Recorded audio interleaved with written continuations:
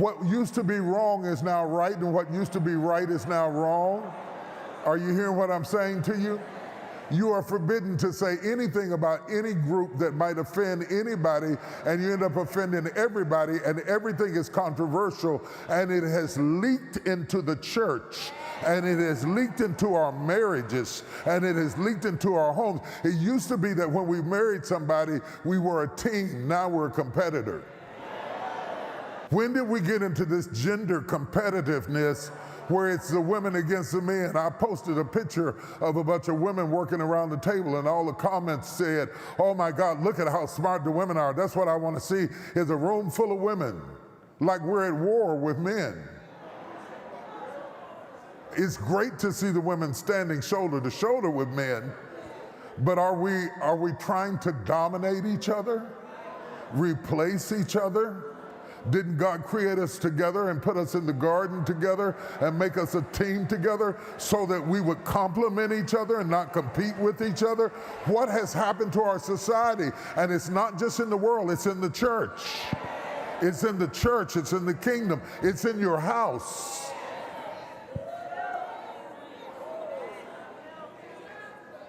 Now we're having debates between boomers and millennials, between millennials and Gen X's, and it's the Bible fulfilling itself that fathers are against sons and daughters are against mothers. Generational fights are breaking out all over the world, and we're in transition. Other women, other men have forced you to shape your personality into something that they applaud you for. And they don't applaud you for being who you are. They applaud you from being contorted into an image that reflects the times that we're living in. And so they'll tell you, "Oh, you're out of style. That's out of date. That's old school." So in other words, you got to contort back because now the style has changed. This is why you come to church and start talking about a higher power. Because you are adopting the language of the people you work with. The man upstairs.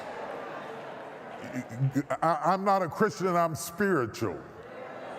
This kind of language is where you have lost your language that God gave you and adapted the language of the people around you, in part because of your need to fit in. Your need to be connected, your need to be fresh, your need to be accepted, your need to be accepted by other people, other employers, other CEOs, other companies, other entrepreneurs. We're trying to be in with people. We want to be in shape. We want to develop the right language that gets us ahead, that gets us applauded, that gets people to clap for us. We're ashamed to say things that we used to be proud of. Things like, "I love my wife. I care about my family. I take care of my husband.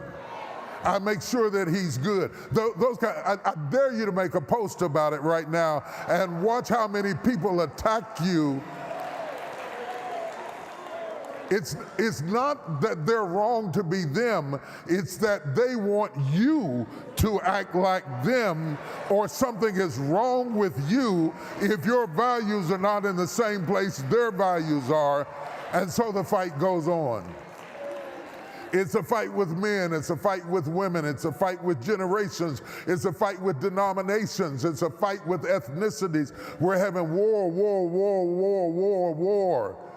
And I'm tired. Anybody tired of twisting and turning and reshaping yourself into all kinds of configurations? And by the time you get it all worked out, the style has changed. We don't do that over here. We don't do that over there. We don't do this over here. We don't wear that over here. We wear that over here. We do this and that, until you're afraid to be yourself because your need to fit in trumps your need to be who you are. And now you don't know who you are. And so you got to go back and hit reboot and go back to the manufacturer and go back to God and say, "Who did you create me to be? What did you have in mind for me? How have you designed my life to function?" Because I am so tired. I've been what my mama said. I've been what my daddy said. I've been what my friends said. I've been what my gang said. I've been so many different things. I've been what my denomination said. I've been what the board said. I did what the school said. I did what everybody said to promote me to get to the next level. And now I just don't even know who I am. Now, listen, I know we're supposed to love our neighbors as we love ourselves. I know that Jesus prayed, yes, he prayed that we might be one. I get that. Yes, God wants us to leave our mother and father and take unto us a wife and become one flesh. Human unity is important, but our most important assignment is to be reconciled to God. It is not my most important assignment to make sure that you're reconciled to the potter's house. It is not my concern to make sure that you're reconciled to me. If all you are reconciled to is this, you will always be writing hashtag church hurt. There wouldn't be a hashtag church hurt if you weren't reconciled to the church more than you were to God. I don't see anybody doing hashtag God hurt. But anytime you confuse God with church and you think that church is God and God is church, you're always going to walk away with a hashtag. Because I don't have the ministry of division, I have the ministry of reconciliation. Come on, talk to me, somebody. If you are aiding and abetting in the separation and the deterioration of anything that God put together, you are guilty. You have the ministry of reconciliation. I'm not saying there won't be people that get divorced. I'm not saying that there aren't people that you don't need boundaries of. I'm not saying that you need to be close to everybody, but it is not my job to help you hate somebody. It's my job to help you love somebody. I have the ministry of reconciliation. Do you know what would happen in this church if everybody in this church had the ministry of reconciliation? Not the ministry of separation, but the ministry of reconciliation. If everybody started functioning in their gift, do you know what would happen in your family if you stopped taking sides and operate in the ministry of reconciliation?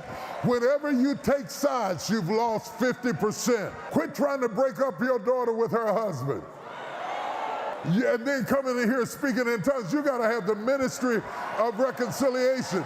If she's not in danger, if her life is not threatened, if she's not fearing for her life, you shouldn't be on the other end pulling her, talking about he ain't nothing, he ain't nothing. Where's your husband? We act like we're masterful at things that we are not masterful at.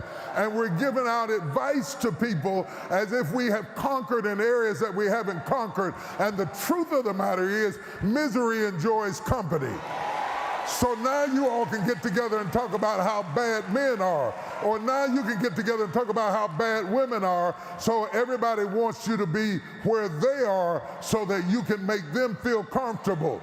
But if God hasn't told you to give up, fight for whatever it is or whoever it is that God has given you. You have the ministry of reconciliation.